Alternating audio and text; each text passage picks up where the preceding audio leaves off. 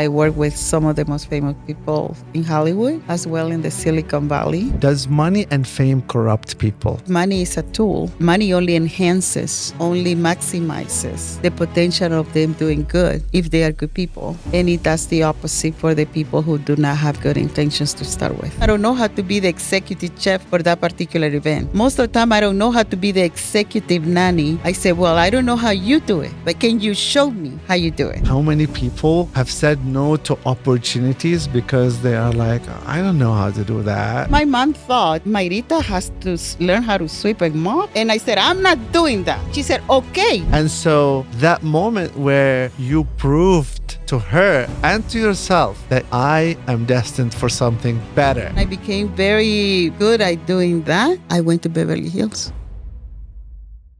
So I just want to give context. So this woman has worked with they call them A-listers. Okay, A-listers are the A people in Hollywood. Not only in Hollywood, I personally know that she worked with the top people in business and entrepreneurship. Okay, here's the big question that everyone is waiting for.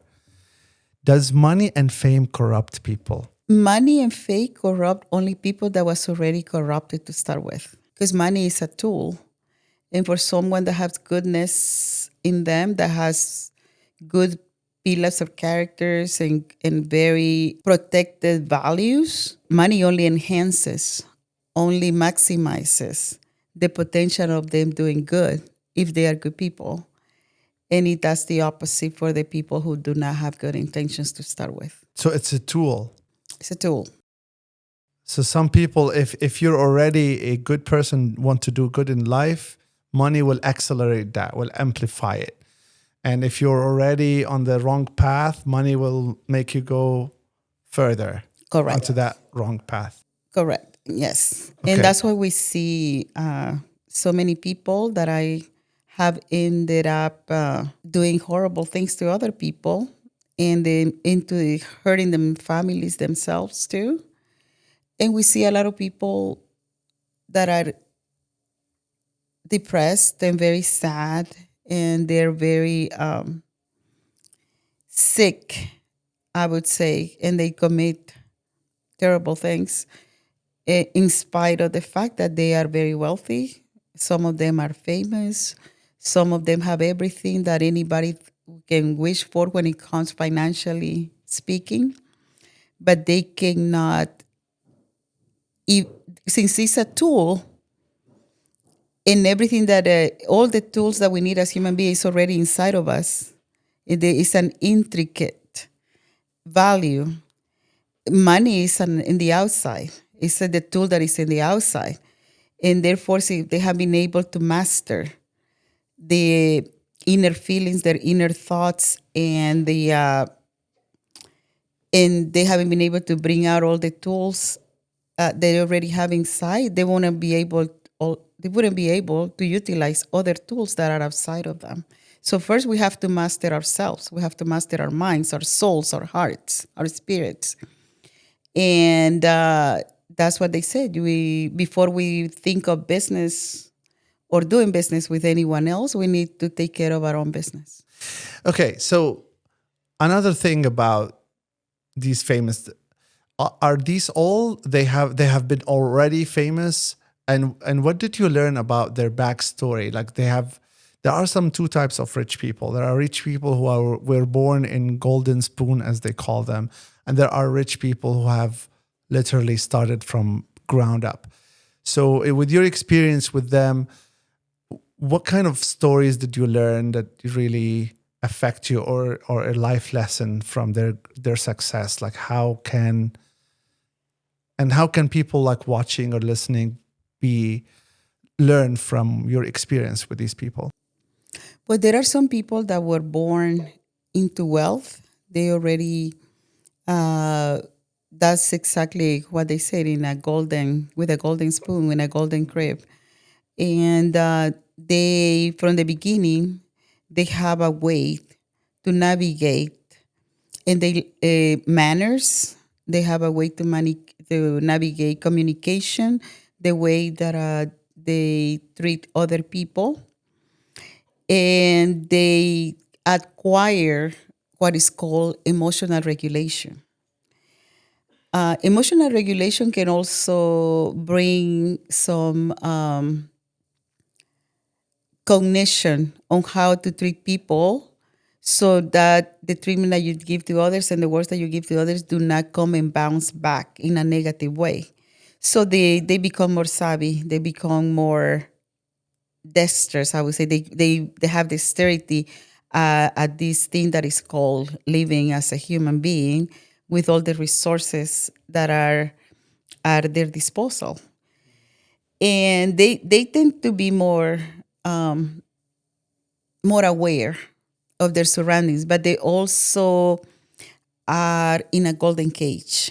So the every single minute, hour, day, there are three, four, five people that are they need to know where they are. Everything is scheduled. They have a schedule absolutely for everything, so they know where they're going, and they don't have autonomy. Even they're not really making the decisions because the decisions are based on their responsibilities and the expectations of others. Got it. So if you were to tell me as your son-in-law, here's one lesson that I learned from working with all of these people, all of these entrepreneurs, that I want you, Naja, to remember. What would that one little lesson? I know it's like you're not prepared for this or anything, so, but if you can just come up with like one thing that you would tell me that I need to do, or like general advice. In my case, I will ask Najat. I will basically what I will tell you, and I will tell anyone who is in the path of success, in the path of acquiring more knowledge, education, and material things that come with it, is that always remember that we need to be first givers, then receivers, because abundance, miracles, and I would say blessings happen to those who give first and give first time, knowledge, not just resources, because time is the most precious commodity. And time is very important. And it's not about quality versus quantity because they both matter. Yeah, they call it giver's gain. Givers gain. It has been proven actually scientifically. 100%. Yeah, that is. You know, the whole BNI group that I'm part of, the giver's gain is the motto of that group. And they make it in terms of referrals. So if I give, so when I joined the BNI group, our main focus is how can I refer you business so you become successful? So that's how it materializes itself in the business world. And that's the number one philosophy of that group. It's called giver's gain.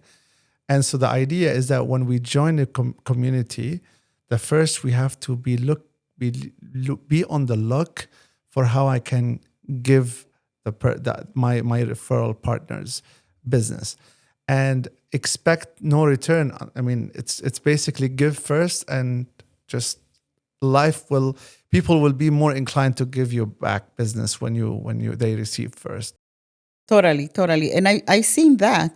I seen that, and I have seen the products that come when people give first. And sometimes it requires sacrifice for people who do not have much. And it requires less sacrifice for those who have the most. But at the end of the day, no matter how much a person acquires financially, they still need to take care of that tool, because that tool is the one that it can be the gift that keeps on giving, or it can be the tool that keeps on losing. And then the decision, fortunately, if we learn, and I've seen this with billionaires that I being have the privilege to share a table with or a conversation with, that the true joy comes from knowing that you're making a difference in somebody else's life. That they make it not just a win-win situation, but this is a, what do they call it, all-around win. That every single person that is going to be touched by their words or by their finances wins. Nobody loses. So that's the main thing that I have learned. I also have learned that self-care, self-love is not the same as being narcissistic or having your ego lead the way. They believe that every time our ego wins, we lose. So we have to have not just keep our ego on check, but we need to put the ego aside because it's not the most important thing in winning is not what you're going to receive, but what you're going to give. It always has to be greater. The giving always has to come as the first step in anything that we do, in anything that they think, in anything that any endeavor that they get involved with. And self-care also means being able to look at yourself in the mirror and say, today I did good. And some of them, they even get up and the first thing that they ask themselves when they're in front of the mirror is kind of an exercise that I've seen happening. Who am I going to be helping today? And who's going to be better because of an encounter with me? And then so, and that's what I would say that they have found at least one of the main reasons why they are joyful, because happiness, the pursuit of happiness is delusional for them, because the pursuit of happiness comes happening is according to what's happening to them at that very moment, and if it was happening at that very moment is not conducive to their satisfaction, they don't feel happy. But joy is something that you have inside, and through joy comes from making a difference in somebody else's life. Wow. You know, I'm beating myself for not interviewing you before. I mean, you like what the amount of like wisdom you just dropped, like is unbelievable. Like no joke. Because like you're saying things and I'm like, damn, I could, relate to them. And you know why? May I ask you why you can relate to that? Do you have an idea why you can relate to that? Like when we talk about giver's gain, right? Yeah, I mean the principle, I totally agree with it, but the practice of it is hard. Because for me, like I'm a chess player, so I play chess. So I feel like every time you make a move in life, you have to think of: is this advancing towards the win? Is it advancing me to the win, or is it taking away from me? And if we think about the game of life as the game of chess, which is there's so many similarities. In the game of chess, sometimes you have to sacrifice a piece. It's called, sacrifice is the most admired chess move when you're sacrificing something. And that kind of proves what you're just saying, is that you have to sacrifice first. And I just find it fascinating. It's like as a concept, as an idea. So in chess, the highest, like the most admired games in the game is when you sacrifice your most precious piece, which is the queen. They call it queen sacrifice. So you're giving away the queen so that you can win. So if you would think that in our lives, are we sacrificing enough before we expect to win? Right? And the higher the sacrifice, the more noble people get. And that's why we admire heroes like Jesus Christ, the ultimate sacrifice.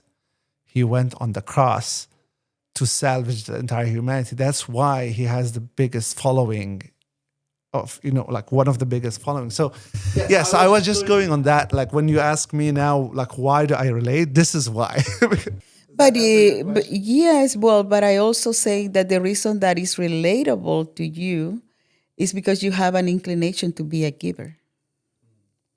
And then so I've been able to see that. I can witness that myself. You have a generous heart.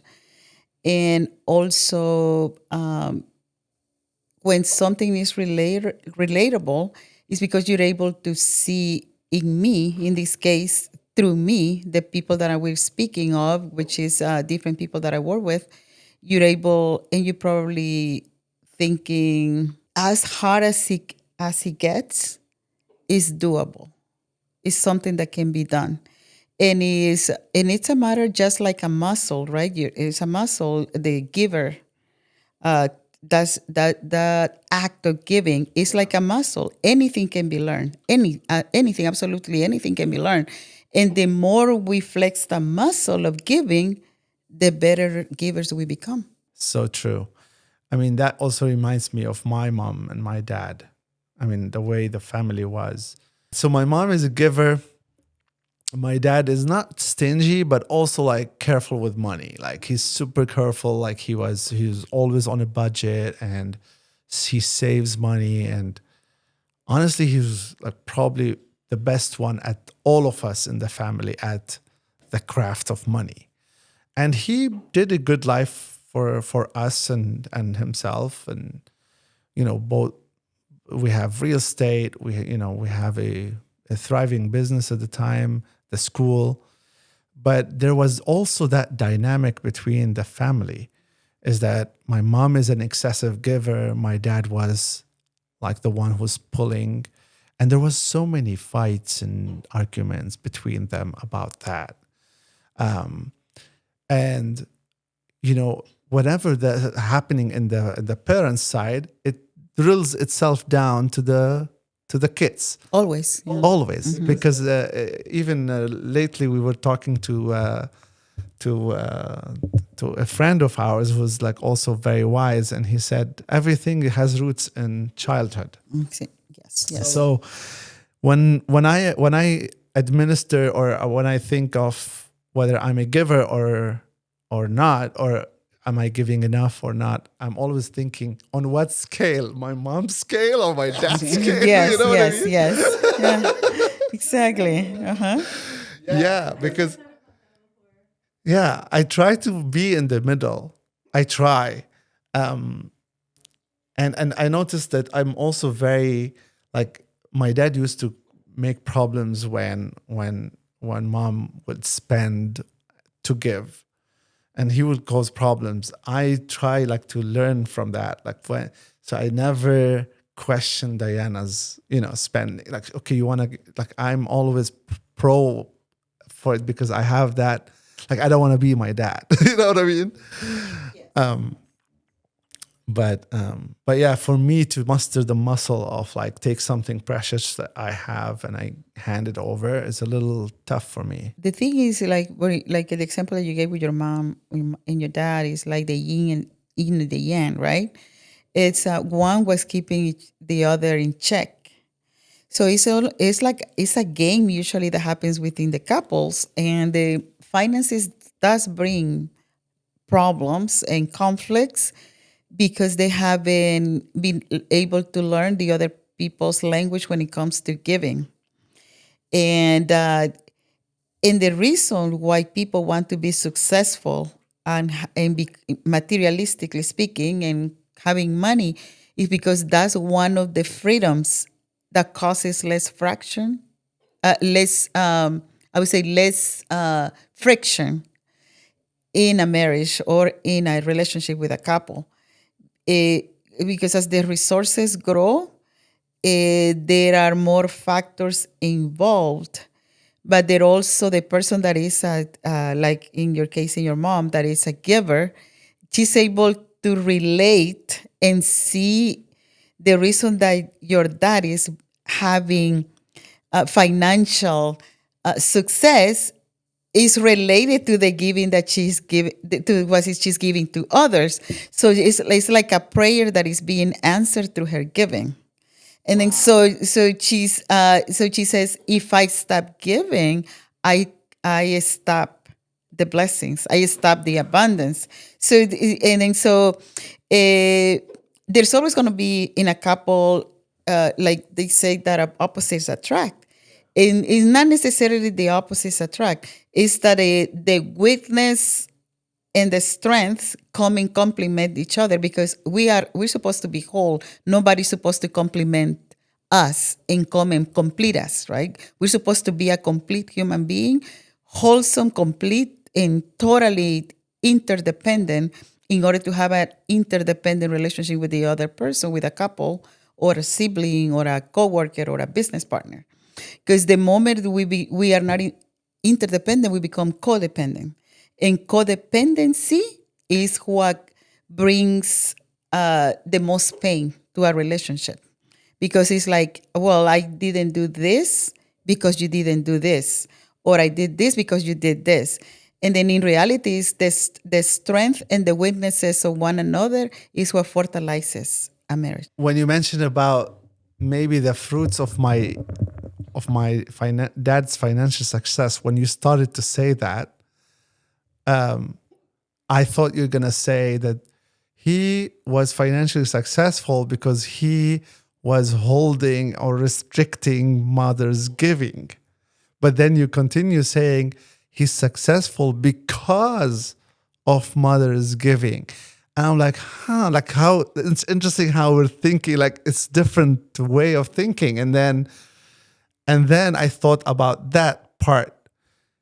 And I thought, oh, yes, this could have helped dad in two ways. The first one, it could have helped him by, if she, let's say my mom went to her neighbor or to a distant relative and she came with a lot of like gifts for them, let's say, and then these people had kids who could be customers for my dad's school, for example. I mean, it's our school, it's hers too, but it could be that mom giving, it will return immediately as business for my dad, let's say.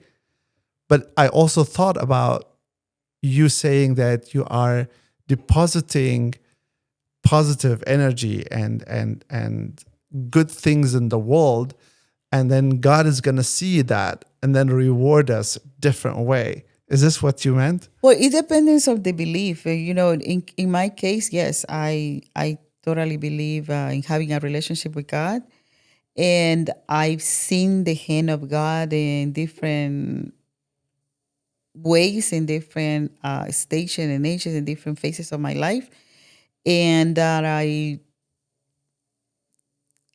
consider myself a generous person, a giver, and not necessarily just money, but I also information, help with tasks and responsibilities at work, at home.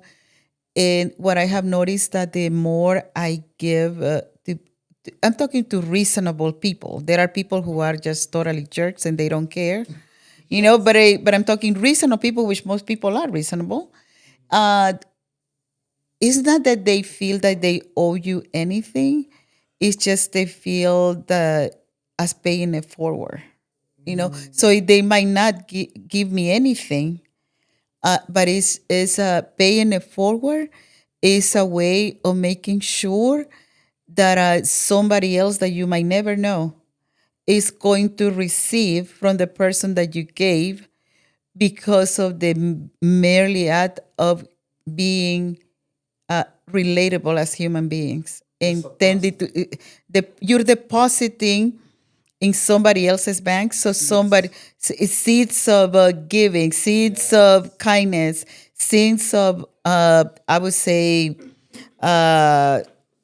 what they call it, the invisible seeds that give the most fruit. And then you just pass it on. You will never see what you gave. You probably will not see the fruits. Probably your dad, if let's say if your mom was giving to people that couldn't afford to come and be a students at your school, right? And that is something your dad, well, that how is that benefiting the family?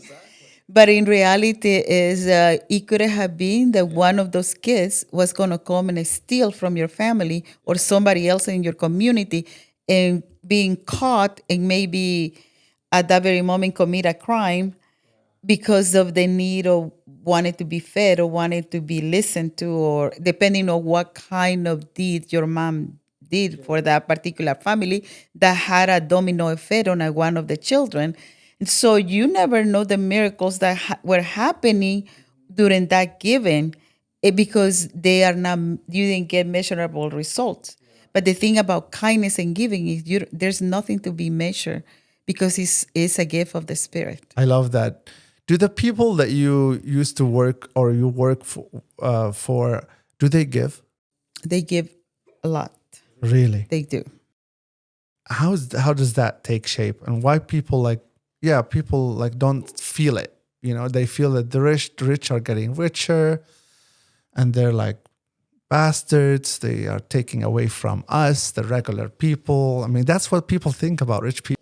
Well, when you say about them, you're talking about people that have been conditioned, and usually they come from poverty or middle class with limiting mentalities. You know, limiting beliefs, limiting way of doing. They don't know. They operate from a scarcity mentality, and then so it's the circle that they are. Like I was explaining yesterday to Diana, I think it was yesterday on the phone, that we can have all the gifts and talents, and let's say a person, really, here a man has all the gifts and talents and all the resources, education, information, and everything. And they say, wow, you can go and do and be anything you want, and you can be whoever you want to be. And he's told by maybe the family, the coaches, the teachers, but that person is tied to a pole with a chain, and those that chain represents the limiting beliefs. Yes, he can do and be everything that he wants, but unless he moves from that pole and then he makes sure that he frees himself from those limiting beliefs, of those operating from that scarcity mentality, those gifts are not going to produce the fruit.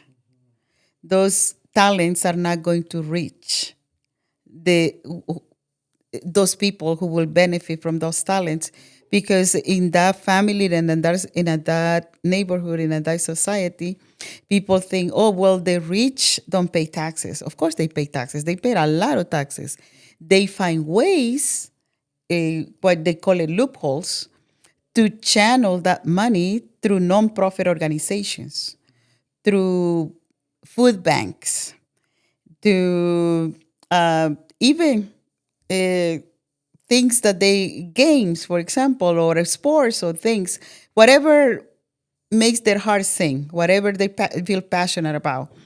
And but they're still giving. Those people that do not pay taxes, they get caught, and eventually they get caught, and they don't want to risk it, unless they have crooked lawyers and accountants.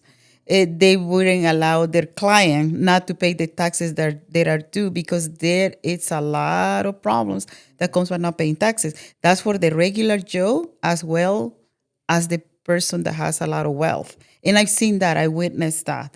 And then so another thing is that they think, oh well, if that person has a lot of money, it's because he probably cheated, or she probably wasn't honest, or there's gonna be. They don't think that maybe these people actually practice discipline, and after practicing discipline, like everything can be learned, they became disciplined themselves. They became it. And therefore, just like anything, the more you do it, the more you want to do it, and the more you repeat that act, it becomes a habit, a second thought, just like you brush your teeth. And then these people they work really hard. They get up, they go to the gym, They do the things that most people are not willing to do.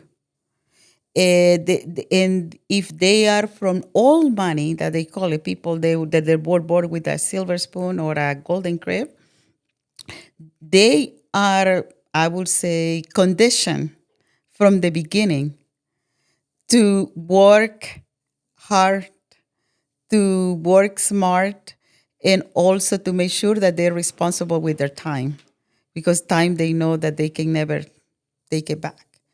And then so most people that I know, because it's not everybody, most people that I know that are wealthy, they really had to work a lot. They had to work really hard.